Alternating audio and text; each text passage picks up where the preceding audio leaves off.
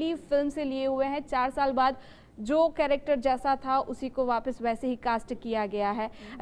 मैंने ट्विटर पर एक किसी का ट्वीट पढ़ा था जो कि जनाब फिल्म देख के आए थे, लिखा था उन्होंने कि अगर आपने इसका 3rd पार्ट नहीं बनाया तो मैं आपके ऊपर कोर्ट केस कर दूंगा। मतलब ऐसे ऐसे रिस्पॉन्सेज मिल रहे हैं। आपको कोई बेस्ट कॉम्प्लीमेंट अब तक में क्या मिला है? नहीं, बेस्ट कॉम्प्लीमेंट तो यही है कि लोग जा रहे हैं, फिल्म देख रहे हैं, उन्हें मज़ा आ रहा है। और एक डायरेक्टर के लिए इससे ज़्यादा बड़ी बात नहीं होती कि जिस वजह से आप फिल्म बना रहे हैं, जिस इमोशन की वजह से, जैसे लोगों का ये कहना कि सीक्वल पहले से बेहतर है, उसके ओरिजिनल से बेहतर है, क्योंकि मैंने ये कभी ये सोच के नहीं बनाया कि मैं एक सीक्वल बनाने जा रहा हूँ। मुझे ये किरदार बहुत पसंद थे और मुझे लग रहा था कि इनके साथ एक कहानी सुनाई जा सकती है और दिल से सुनाई जा सकती है। मैंने वही किया और कुछ भी नहीं बदला। सिर्फ इनकी ज़िंदगी के 4 साल बदले। 4 साल में जितनी ज़िंदगियाँ बदलती हैं उतनी ज़िंदगियाँ बदली, चाहे वो मेरी हो या मेरे एक्टर्स की हो या मेरी ऑडियंस की हो। जी, मैं उस चीज़ के लिए तैयार था कि 4-5 साल में एक सोच बदलती है, चाहे वो किरदार हो या हम लोग हों। बिल्कुल। वो सोच को ध्यान में रखा, उस हिसाब से चीज़ों को आगे बिछाया, आगे उसको हम लोगों ने प्रेजेंट किया। और इमोशनल अटैचमेंट जितनी मेरी थी कैरेक्टर्स के साथ, चाहे वो लोकेशंस क्यों ना हो, मतलब जहाँ जहाँ मैंने तनु एड्स मनु शूट की वहाँ वहाँ जाके मैंने तनु एड्स मनु रिटर्न्स भी शूट की। तनु का घर भी नहीं बदला। तो ये मुझे लग रहा है कि ये चीज़ जो एक कनेक्ट था, इमोशनल कनेक्ट, वो ऑडियंस तक भी पहुंचा। इसी वजह से उन्हें ये बेहद पसंद आ रही। जी बिल्कुल। आनंद जी, 4 साल हो गए, कंगना ने आपके साथ तनु वेड्स मनु फिल्म करी, उसके बाद क्वीन आई पिछले साल, उनको नेशनल अवार्ड मिला। काफ़ी चेंजेस अगर हम जाहिर सी बातें देखने जाएँ तो आए हैं, लेकिन कंगना में ऐसी कौन सी बातें हैं जो अभी भी पहले जैसी ही हैं, या फिर ऐसी कौन सी बातें हैं जो 4 साल में बदली लेकिन फॉर अ गुड कोज? जैसे मैंने अभी बोला कि 4 साल में इंसान ग्रो करता है और ग्रो करना चाहिए।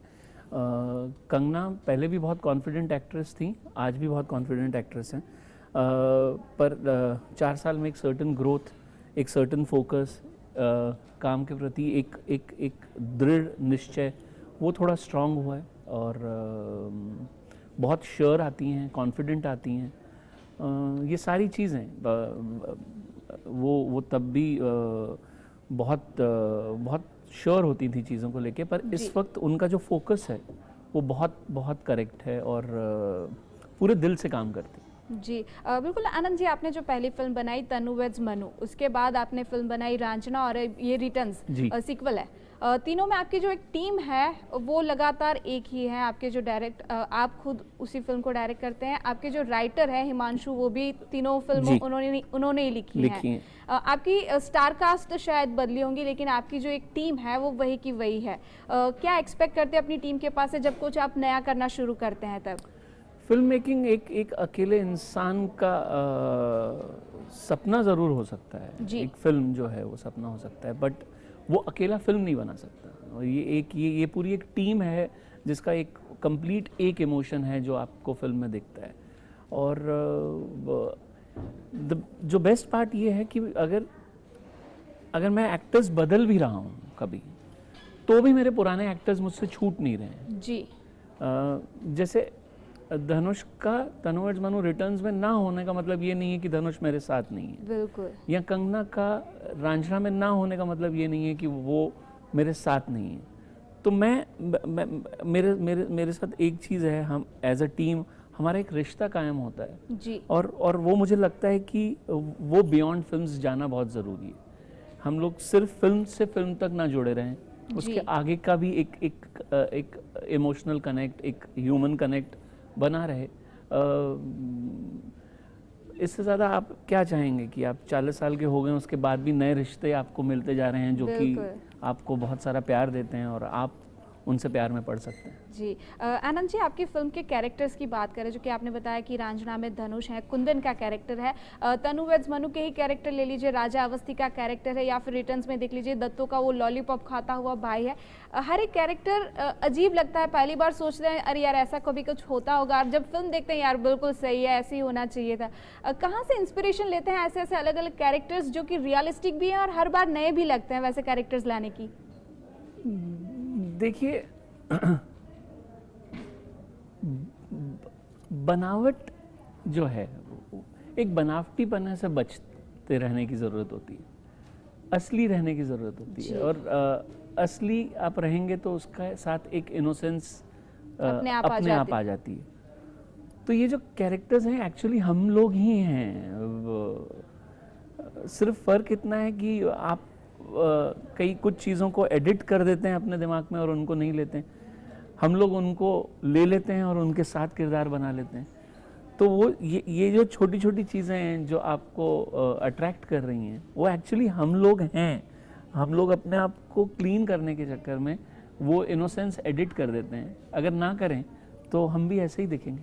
बिल्कुल बिल्कुल। आनंद जी, फिल्म का ये जो हर एक सीन है एंटरटेनिंग है, फिर चाहे वो बैकग्राउंड में चल रही कोई एक्टिविटी हो या छोटे मोटे सीक्वेंसेस हो, जैसे कि अगर रिटर्न्स की बात करें तो उसमें जब प्रोफेसर जाते हैं कॉलेज में लेक्चर देने के लिए और फिर पप्पी जी को भेज देते हैं स्टेज पे, वो वाली सीक्वेंस हो, या फिर जब कंगना छलांग मारती है और सीधा जाके माधवन पे गिरती है और बोलती है कि शाहरुख की तरह बाहें फैला के क्यों खड़े रहे हो, ऐसी छोटी मोटी सीक्वेंसेस हैं, हमें देखने में इतना मजा आ रहा है। तो आई एम श्योर कि जब शूटिंग चल रहा होगा इन सब का तब तो माहौल कुछ और ही होगा। तो शूटिंग का कोई ऐसा यादगार किस्से जो हमारे साथ शेयर करना चाहें?